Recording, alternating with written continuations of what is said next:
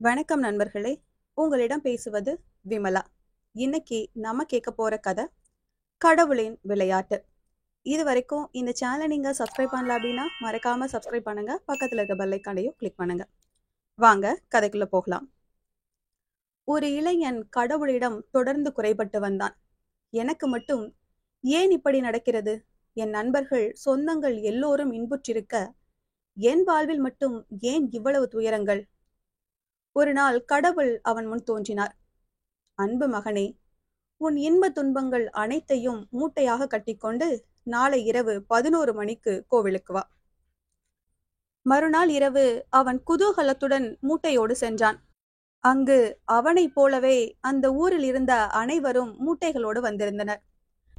கடவுள் அவனை மட்டுமல்ல, அந்த ஊரில் இருந்த அனைவரையுமே வரச் சொல்லியிருந்தார். அவனுக்கோ ஆச்சரியம்.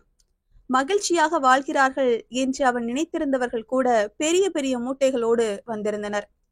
குறித்த நேரத்தில் கடவுள் அவர்கள் முன் தோன்றினார். உங்களுக்கு யாருடன் விருப்பமோ அவருடன் மூட்டைகளை மாற்றிக்கொள்ளுங்கள்.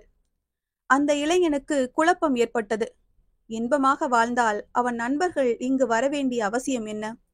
ஒருவேளை அந்த மூட்டையில் நிறைய துன்பங்கள் இருந்தால் என்ன செய்வது? அங்கிருந்த அனைவரும் அவனைப் போலவே குழம்பினர்.